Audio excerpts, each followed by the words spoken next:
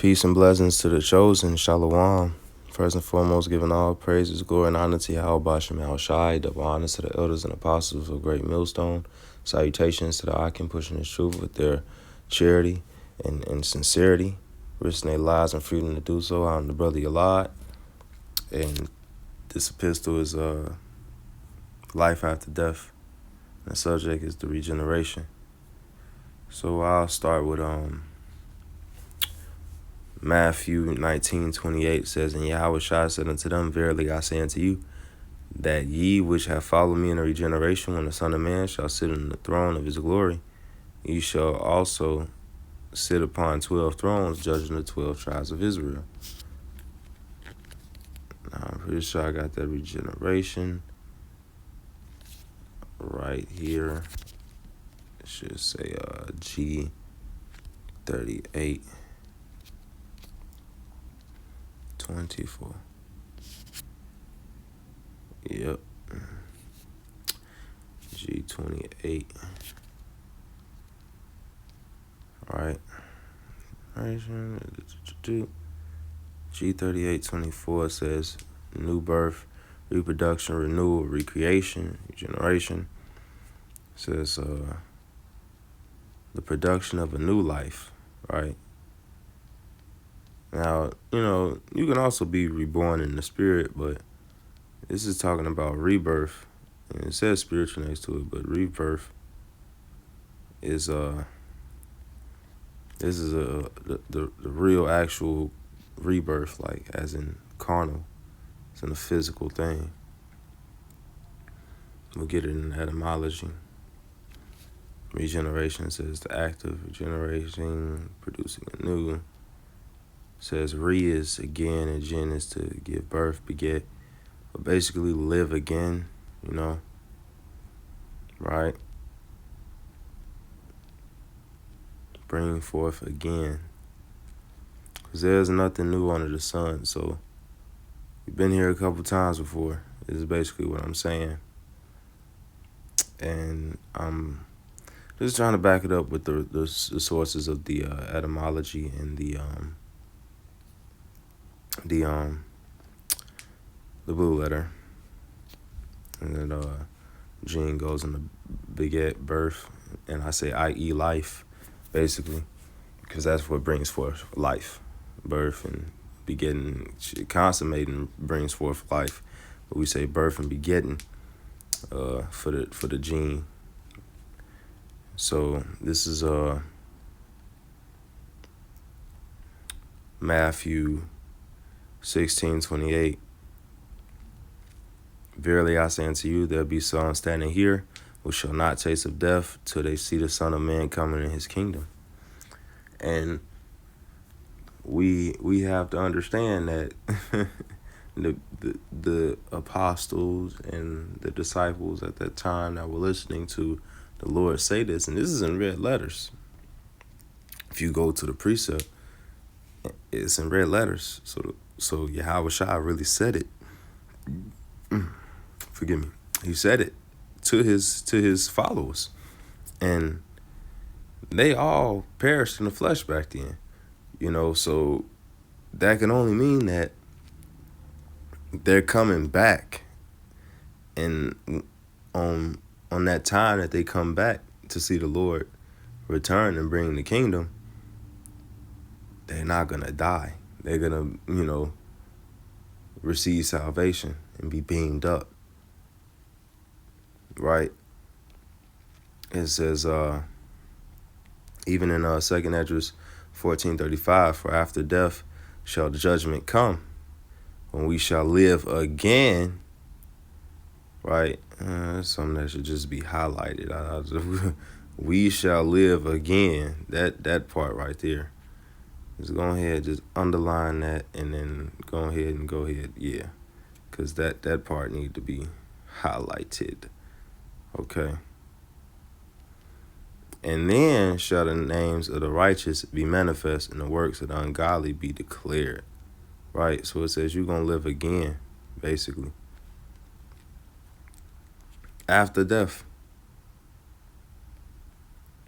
It says in Ecclesiastes 12:7, then shall the dust return to the earth as it was, and the spirit shall return to the power who gave it, right? To Yahweh who gave it. So all spirits return to their maker in the spirit world. And then the Most High is also coined with the name or a title of Father of Spirits, right?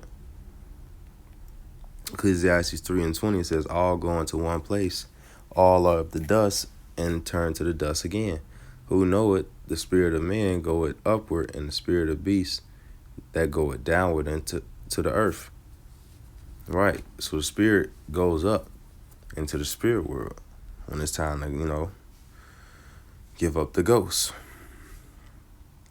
And that's also cuts the hell doctrine, because ain't nobody burning in hell forever. What kind of God would say that they're merciful and you getting cooked in hell forever under the authority of a merciful power? That's not doctrine. Now, granted, the Most High is the King of terrors and will, inflict a very, very harsh and cruel punishment and a very terrifying punishment. But he is merciful. Ain't nobody finna burn in hell forever. And Jonah says that he was in the belly of hell and called out. Even in the Psalms, it says, whether I make my bed in hell, you're there. Right? So that cuts the hell doctrine.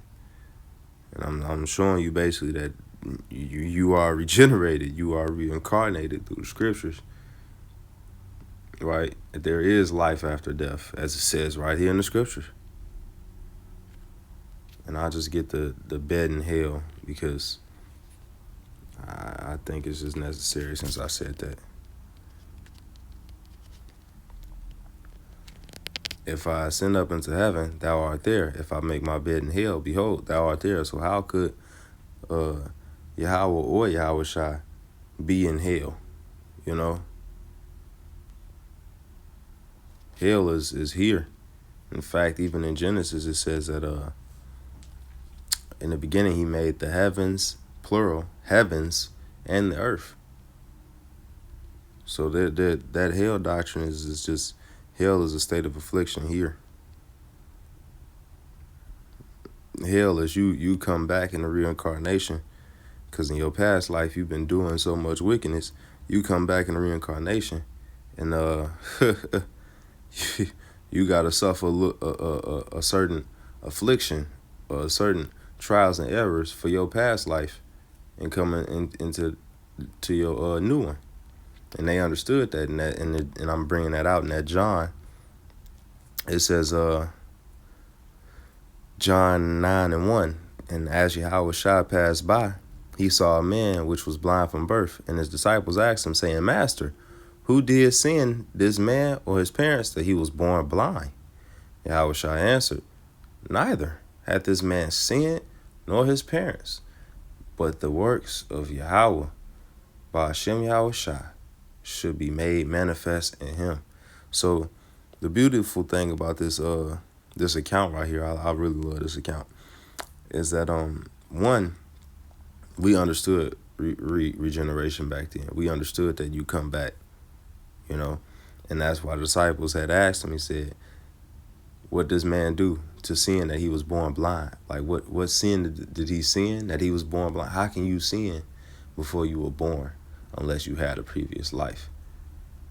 And that's why they asked him, was it his parents or him? Because they understood that he probably did something in his past life. But the reason why he went through this is because all them people that grew up with him, whether they was believers or not believers, right, they all knew that this man was blind. They grew up with him. They probably went to the same markets together, schooling, teaching system. They probably all played ball and might have teased him because he was blind or whatever. And I say might. I'm not saying that they, really did, but they all knew he was blind. And the believers and unbelievers saw that our Lord fixed his blindness, cured his blindness, took his blindness away to where he could see. And that made unbelievers believe, and that made believers have more faith. That's why I said the works be made manifest in him. So that the apostles and the scribes could have these accounts written in the gospel and have the same spirit passed down. The torch was being passed on.